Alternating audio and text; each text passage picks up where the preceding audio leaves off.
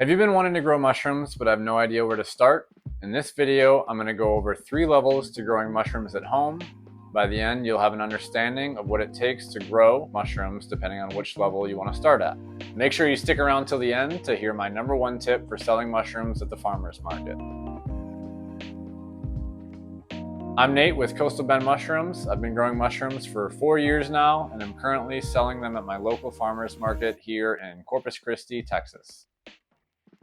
My goal with this channel is to make growing mushrooms attainable for everyone, no matter your experience level, equipment, or space that you have. Let's kick it off with level 1. This is going to be the most simple method and will require the least amount of time, labor, and equipment. All you need is a mushroom grow kit or ready-to-go fruiting block and a place for them to fruit. That's it. The growing environment could be as simple as setting a grow kit on your countertop and spraying it with water a few times a day. You could use hydroponics tents like I'm currently using, or you could build out a dedicated fruiting room, either using insulated refrigerator panels or studs and plastic sheeting. A grow kit is actually what started my mushroom growing journey. My wife ordered it during COVID, and I'll be honest, at first I questioned her purchase, but after watching that lion's mane grow out on our countertop, I immediately knew this was something I wanted to explore more. Shortly after, I started researching as much as possible. I converted our coat closet into a lab and ordered a 4x4 hydroponics tent, which I'm actually still using today. Now, just to give you an idea, we were living in an 800 square foot house at the time, which was not ideal, but it goes to show that no matter how much or how little space you have, you can start growing mushrooms today. There are many options when it comes to your fruiting room, but there are 4 environmental factors that you will need to keep in mind. They are humidity, temperature, fresh air exchange, and light. Now, you may not be able to quit your day job and start selling mushrooms full-time at this level, but it's a great way to get some growing experience and really fine-tune your fruiting room. It's also a great way to conduct market research and make sure that there's actually a demand for gourmet mushrooms in your area before you start investing in the necessary equipment for the higher levels. Speaking of higher levels, let's jump to level 2. Similar to level 1, you will be ordering materials online, but instead of ready-to-go fruiting blocks, you will be ordering colonized grain spawn. With one 5-pound bag of grain spawn, you can inoculate 50 pounds of fruiting blocks or more if you want to stretch it out further. The less grain spawn used equals more incubation time, which could lead to a higher chance of contamination if your sterile process isn't dialed in yet. So that's definitely something to keep in mind. That brings us to the equipment needed for this level. And like I mentioned earlier, you will be making and sterilizing your own fruiting blocks. The recipe I use for a 5-pound fruiting block is 1 pound of hardwood fuel pellets, 1 pound of pelletized soy hull, 3 pounds of water, and 10 grams of gypsum, which is optional. The gypsum provides minerals for your mushrooms and can prevent clumping of your substrate. You will also need filter patch bags, which allow for fresh air exchange while your fruiting blocks are incubating. For my 5-pound blocks, I use the 14A unicorn bags. Now that you've got your fruiting blocks mixed and bagged up, you are going to need a way to sterilize them to prevent any unwanted bacteria or competing fungi from growing in your fruiting blocks. The most common method for starting out is a 23-quart Presto pressure canner. I'm able to fit 6 5-pound blocks in each of my 2 pressure canners, so I'm currently running 12 fruiting blocks per cycle. Pressure cooking should not be taken lightly, so please read the manual and do not be careless when you're doing this.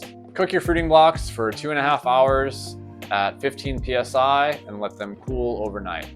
Once the fruiting blocks are cooled and you have your colonized grain spawn that you ordered, you are going to need a sterile environment to inoculate your fruiting blocks. This can be accomplished by a laminar flow hood, which essentially is a fan that blows air through a HEPA filter, providing you with a sterile environment to work in front of. Flow hoods can be pricey, so another option is a still air box, or you could do this in the open air, but this will increase your chances of contamination. No matter what you choose, you will run into contamination at some point in your mushroom journey. My advice would be to learn from whenever this happens and figure out what you can do better the next time. Also, create the most sterile environment you can, but at the same time, it doesn't need to be some positive pressure lab with a HEPA filtration system. Work with what you got, and remember that a good plan violently executed now is better than a perfect plan executed next week. I know from experience how easy it is to get caught up with not having the perfect equipment or enough time or space. That is resistance trying to hold you back. And with mushroom growing or any other venture, the most important step is to take action. Philosophical rant over, and on to level 3. Congratulations, you've officially earned your lab coat by reaching this level. Now this level is going to be the most challenging, but also the most rewarding. You will be doing every step of the process from cultures to fruiting. At this point, sterility is paramount, and I would highly recommend either building or buying a laminar flow hood at this point. Having a flow hood and workbench will provide you with more workspace and give you the ability to work with more materials, which will cut down on your time in the lab. We'll go deeper into each step of the process in future videos, but here is a brief overview of my order of operations. I go from a culture slant to an agar plate to liquid culture to sterilized grain to fruiting blocks.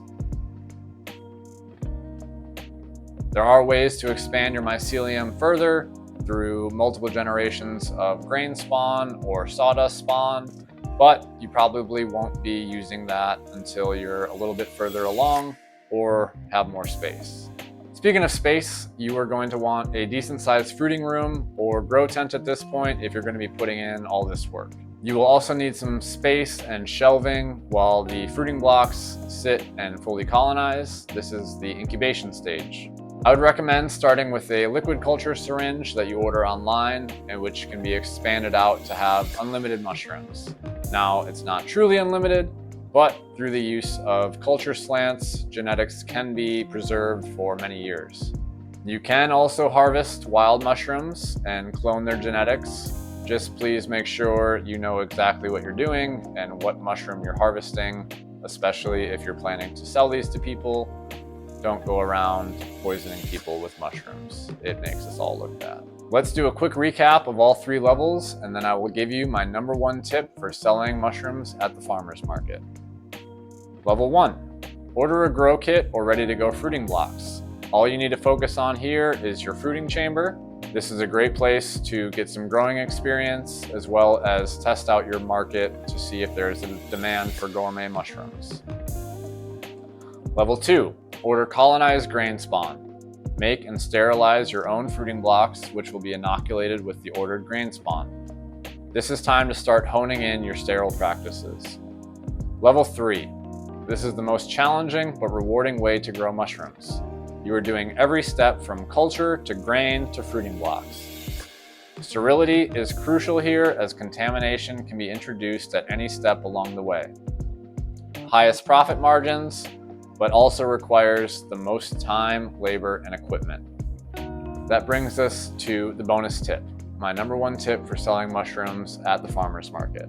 It's an idea that I got from Sundown over at Chesed Farms in Washington State while watching the video from Upflip's channel on his mushroom farm. I would highly recommend you go watch that video, and I will post a link in the description below. What you do is take all the mushrooms that you would not put on your table for display. Perhaps they didn't quite turn out as perfect, or they're a little bit older and dried out. Take them, put them in a paper bag, label them as ugly but tasty, and sell them at a discounted rate. This will do a number of things. It reduces waste, and you make money off of mushrooms you probably weren't going to sell anyway. Customers are so curious, they have to come take a peek inside the bags.